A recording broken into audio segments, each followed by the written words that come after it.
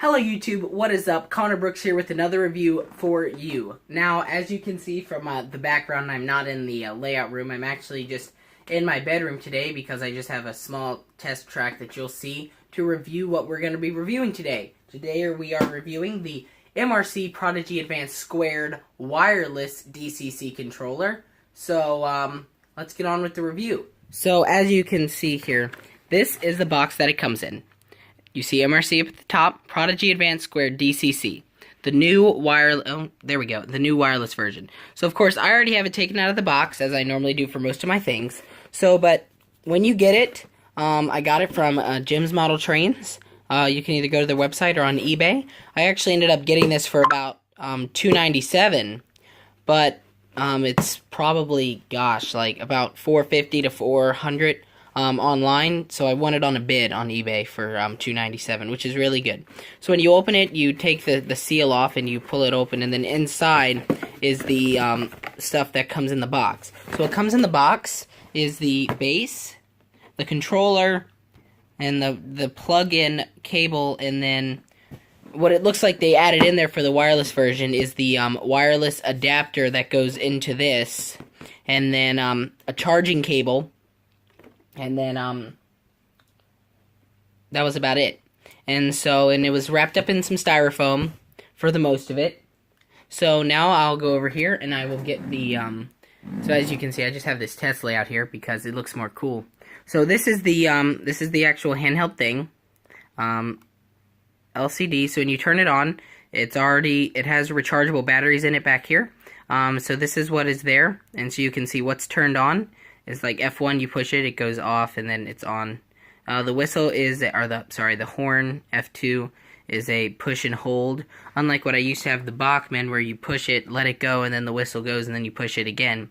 So the bass over here, so this is the bass. I'll turn that off to not waste the battery. So this is the bass, MRC Prodigy Advanced Squared. So essentially what it is you plug in your wire tracks to the main track, and if you have a program track, you can plug it in there. As you can see, I couldn't figure out how to work it for the longest time, and then I figured it out, so I'll talk to you about it. And then the wire just comes up here and plugs right into the easy track.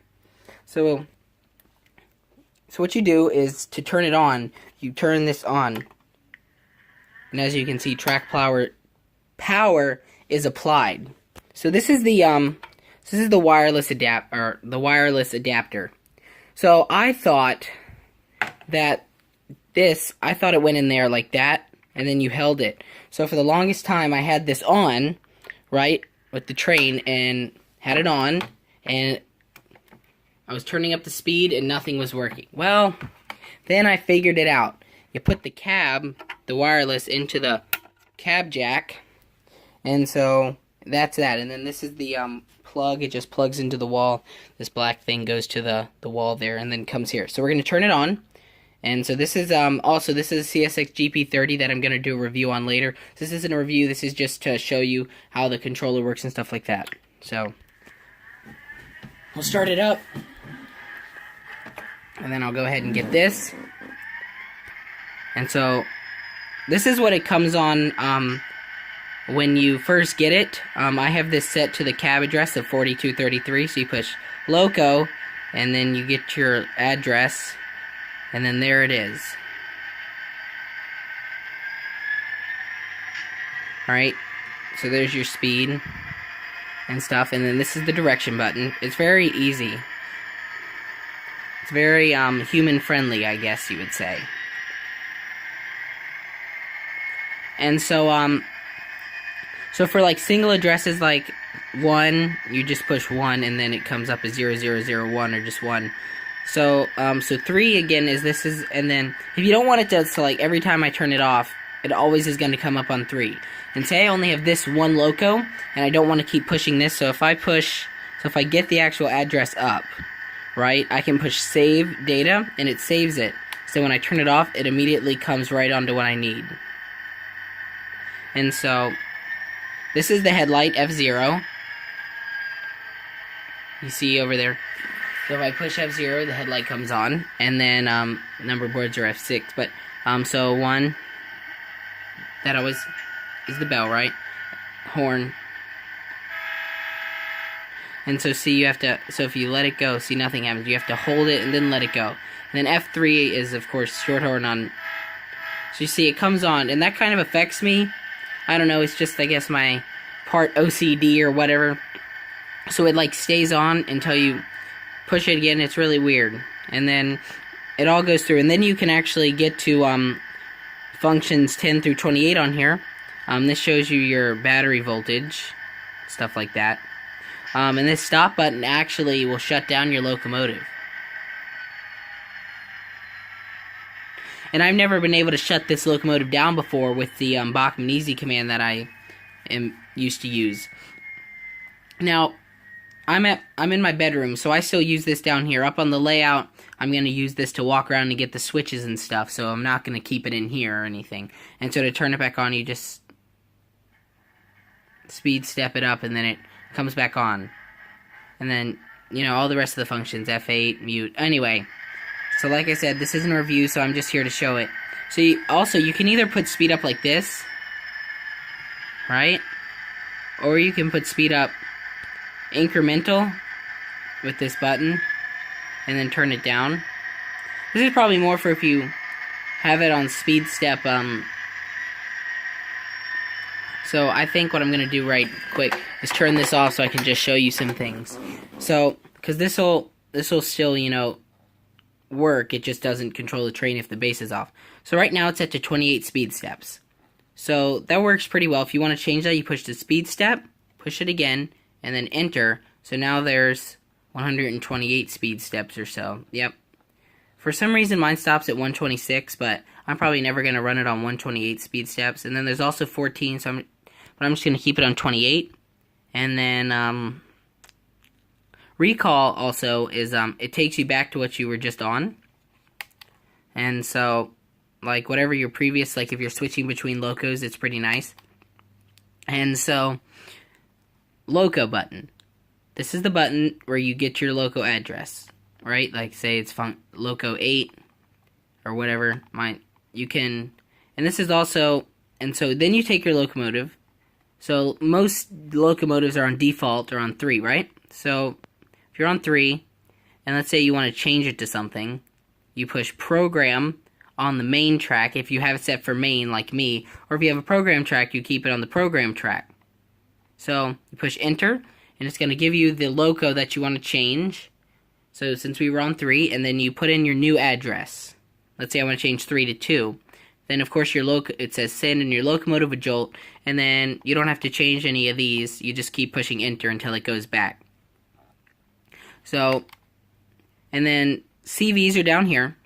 So you do CV, you push it, you enter the CV number, let's say it's 128, like for volume, and then you enter the CV, let's say you want it at 230 master volume, and then it sends it. And then you get back to your loco. So I'll give you and then route, you can do a route. You can consist, a system.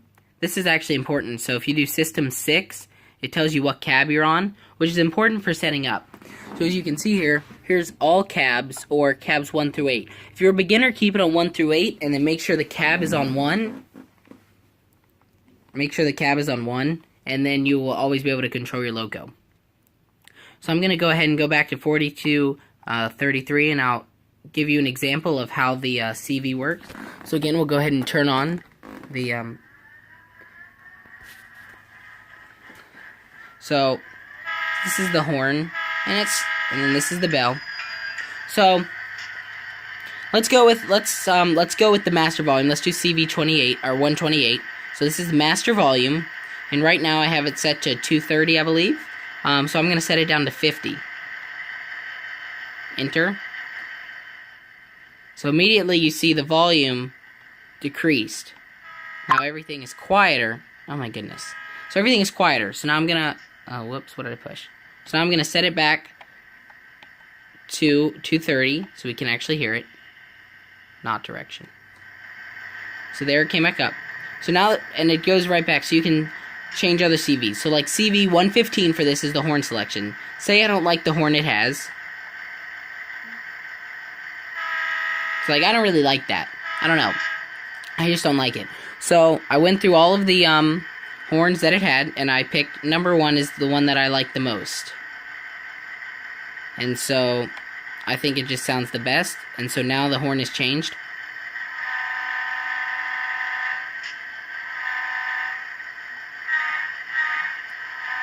And there really is no different bell, or you can, and then you can also change if you look at the manual, or you can go online and find the manuals. It gives you all of the CVs that you can change. So this is, and so it's all wireless, so no wires. It's really easy because I've gone outside of my hallway all the way to my mother's bedroom and been able to hear the horn, and so I've been able to still control it. So I'm gonna go ahead and turn all this off now. And so the only problem I think with this is that the instruction manual, which is up in the layout room, I don't have it right now, and then the instruction manual, user manual, it's pretty detailed. But the issue is the instruction manual is for the Prodigy Advanced Regular, so they don't have a manual for wireless, and there's not much online. That's why I'm doing this review right now. So I had to figure out with the wireless adapter and whatnot, which I could have figured out with common sense, but it would have been nice to have just been able to read it to say that goes there. But otherwise, it's straight out of the box. Already has charge in it. Everything works straight out of the box. I just needed to figure it out. And so, if you have Bachman Easy Track like me, what I did is I just cut the tip off of the, I cut this off. So I cut this tip off right here, and then stripped the wires, and then just plugged them in there, and everything works great. So, this is a wonderful controller. It works really well for wireless, it's easy to use, and it's not that expensive. Relative to, like, NCE, per se. So, if you're looking for a low-budget wireless controller, this is for you. Now, I have read online that they have problems. Mine has not had a problem yet. MRC in general, I believe, is just not well made. But this one is pretty nice. So I'll keep you all posted in future videos if anything has come up. So thank you for choosing my channel. Thank you for watching. Comment, rate, subscribe to my channel. Thank you, and have a great day.